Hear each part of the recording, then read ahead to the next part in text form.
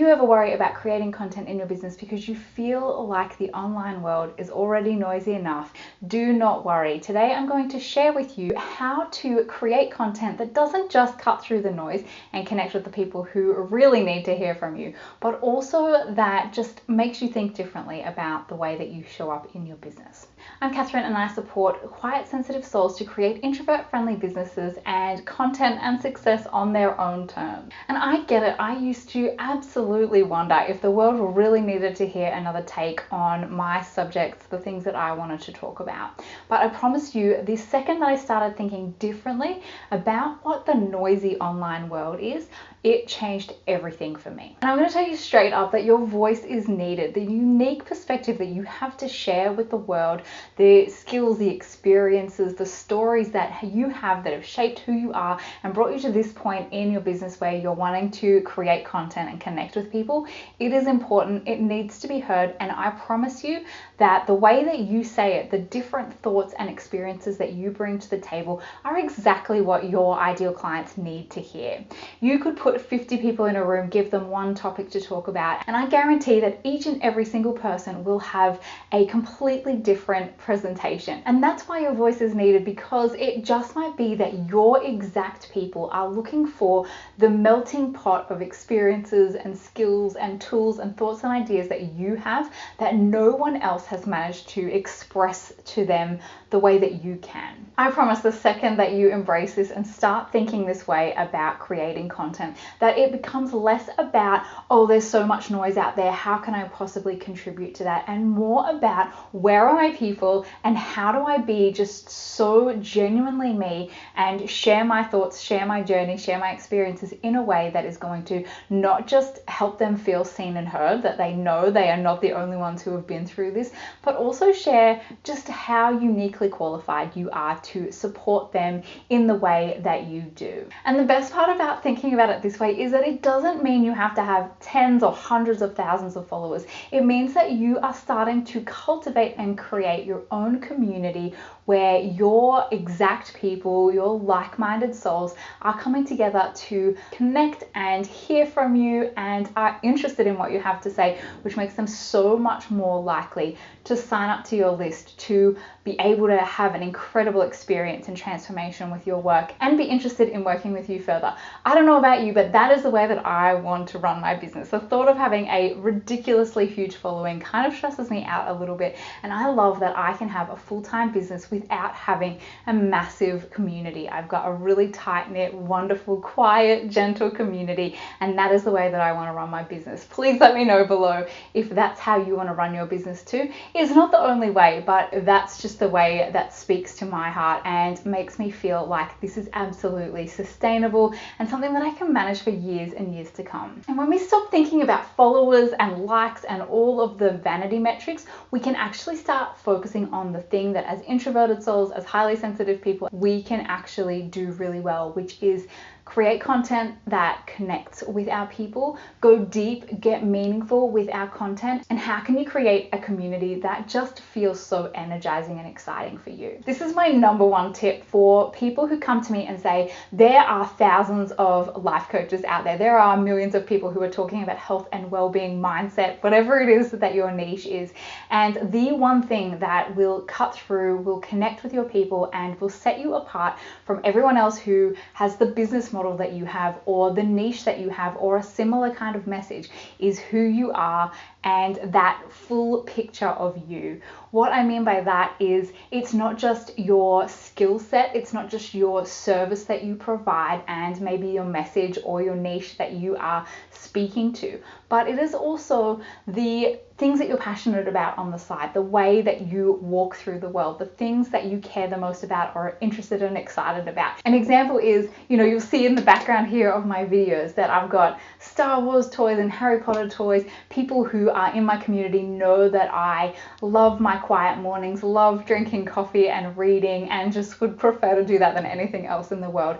And those are the kinds of things that my people really resonate with. And it just gives them a full picture of who I am. The other thing is that this happens time and time again when we start a new business, when we move into a new career, or we offer a new kind of service, that we kind of forget the things that we did before that. So much of it becomes about the journey that we have just been on, the transformation that we've had moving into this new direction and transition in our lives.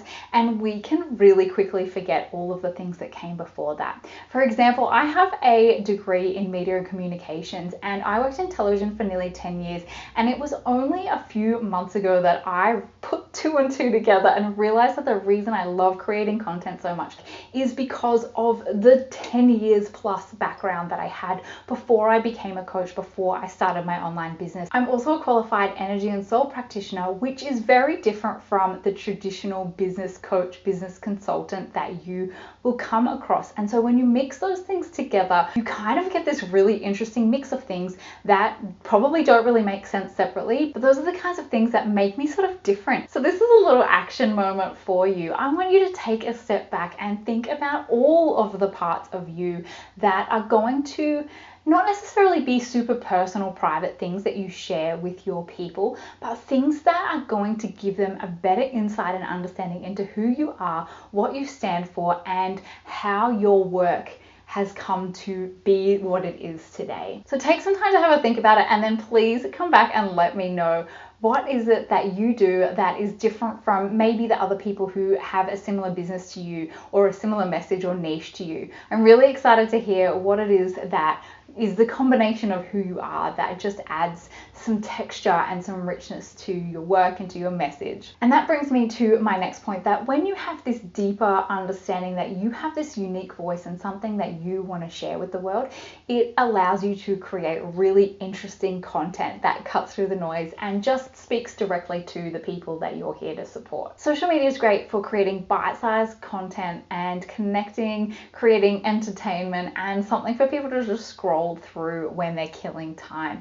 But when we think about pillar content, that is content that goes the distance. It lasts longer than a 15-minute lifespan of an Instagram post, and it's the kind of stuff that people will find for years to come via Google searches, YouTube searches, when they're really looking for that depth and that information that you can provide. YouTube is a great place to create content like that because it is the second largest search engine, and blog posts, podcasts, articles, anything that's long form basically that could be easily searched and found over the years, that's going to have depth to it, have information, links, and resources for people to just get a little bit more of an insight into your work. Once you've got that pillar content kind of sorted, it becomes the foundation of your work and your message and how you connect with your people.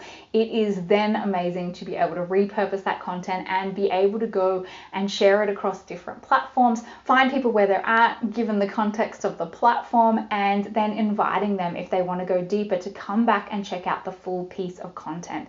I love this idea for so many reasons. One of it is it just makes creating content so much easier and so much more sustainable. It means coming up with less ideas every week and month for your content, and it means that when someone looks across all of your platforms, your website, your YouTube channel, your social media platforms, whatever it is that you're creating content on, there's a cohesive nature to what you're sharing. It all makes sense and works together, as opposed to just being random stuff kind of thrown out all over the place. Pillar content is an amazing way to cut through the noise and go deeper with your people, which builds trust. It shows that you have something to say, and it just adds so much depth in a world of memes and GIFs and all of those fun things, which I love as well. They have a time and a place, but pillar content is a great way to cut through the noise and really connect and share your work with your people. If you love the idea of creating pillar content, but you're not quite sure where to start, or you just want to create a little bit more of a plan and strategy behind how you do your content, I just posted an ultimate guide to creating content to cut through the noise in your business.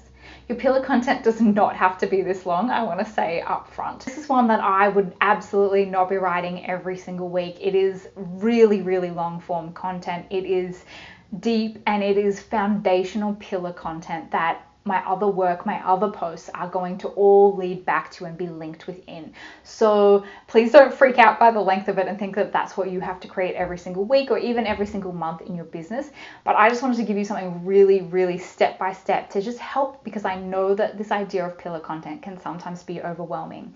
There is also a PDF that goes with it that you can use as a reference and keep coming back to you time and time again. So I will pop the link below so that you can go and check that out. And if this video has helped you to start thinking differently about your content, but you need to take a step back and start to kind of plan it out a little bit more, you're going to want to check out this video here to get the exact process that I use to plan out my quarter so that everything makes sense. So make sure you click through to that, and I will catch you next week.